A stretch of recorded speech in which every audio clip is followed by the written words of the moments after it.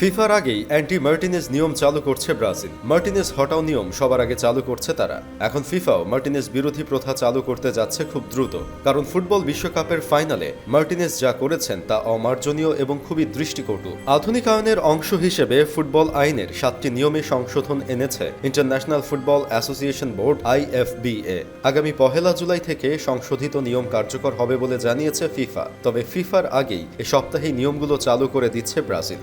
IFBA যে নিয়মগুলোয় সংশোধন এনেছে তার মধ্যে 14 নম্বর ধারাকে অনেকেই বলতে শুরু করেছেন anti Martinez rule. Argentina goalkeeper Emiliano Martinez 2022 FIFA বিশ্বকাপ ও 2021 কোপা আমেরিকায় পেনাল্টির সময় কিছু কৌশল অবলম্বন করেছিলেন, যার মধ্যে পেনাল্টি কিক নিতে আসা খেলোয়াড়ের মনোযোগে বিঘ্ন ঘটানোর বিষয়টি বেশ আলোচিত হয়। কাতার বিশ্বকাপের ফাইনালে মার্টিনেজকে পেনাল্টির ঠিক আগের মুহূর্তে কিক নিতে আসা খেলোয়াড়দের সঙ্গে কথা বলতে ও ইচ্ছা করে বল দূরে ঠেলে দিতে দেখা গেছে। এ নিয়ে ফ্রান্সের বিশ্বকাপজয়ী অধিনায়ক ও গোলরক্ষক হুগো লরিস বলেছিলেন, গোলের মধ্যে এটা ওটা করা, প্রতিপক্ষ খেলোয়াড়কে বিরক্ত করা, আমি জানি না এসব কিভাবে করে, আমি জানি না এভাবে খেলে কিভাবে জেতা যায়, আমি হারতে চাই না, তবু এসব করব না।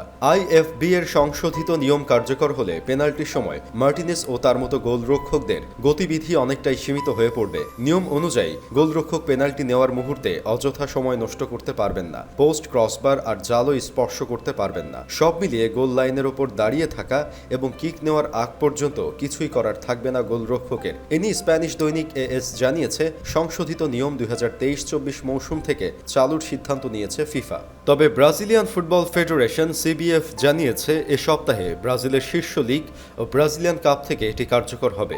বিশ্বকাপ দিয়েই মূলত আলোচনায় আসেন আর্জেন্টিনার গোলরক্ষক এমিলিয়ানো মার্টিনেজ। তবে আলোচনায় ভিন্ন এক মাত্রা পায় ফ্রান্সের বিপক্ষে ফাইনালের পর। সেদিন শেষ মুহূর্তে গোল বাঁচানো, টাই ব্রেকারে পেনাল্টি ঠেকানো এবং বুনো উদযাপন সবকিছু নিয়েই আলোচনার কেন্দ্রে ছিলেন এই গোলরক্ষক। দুর্দান্ত পারফরমেন্সে বিশ্বকাপে সেরা গোলরক্ষক হিসেবে জিতেছেন গোল্ডেন গ্লাভের পুরস্কারও। তবে ফাইনালে মার্টিনেজের কাণ্ড কারখানা নিয়ে সমালোচনাও কম হয়নি। পেনাল্টি নেওয়ার সময় ফ্রান্সের খেলোয়াড়দের মনোযোগ নষ্ট করার জন্য উত্ত্যক্ত করা, গোল্ডেন গ্লাভের পুরস্কার হাতে অশ্লীল অঙ্গভঙ্গি করা এবং এমবাপ্পের পুতুল হাতে নিয়ে উদযাপন করা নিয়েও ব্যাপক সমালোচনার মুখে পড়তে হয়েছিল এই গোলরক্ষককে।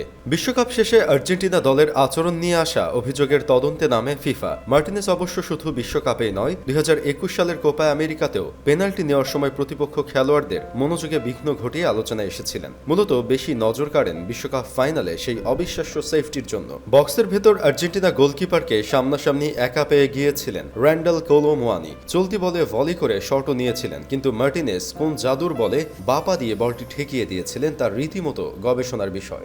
এখন অনেকেই হয়তো বলতে পারেন মার্টিনেজ এসব করে ঠিক করেননি। ঠিক না বেঠিক সেটার থেকে বড় বিষয় হলো মার্টিনেজ কিন্তু সফল হয়েছেন। তার অসামান্য অবদানেই কিন্তু আর্জেন্টিনা শিরোপা খরা কাটিয়ে উঠেছে। তাই সমর্থকদের কাছে মার্টিনেজ কোনো অন্যায় করেননি, বরং তিনি একজন সাহসী বীর।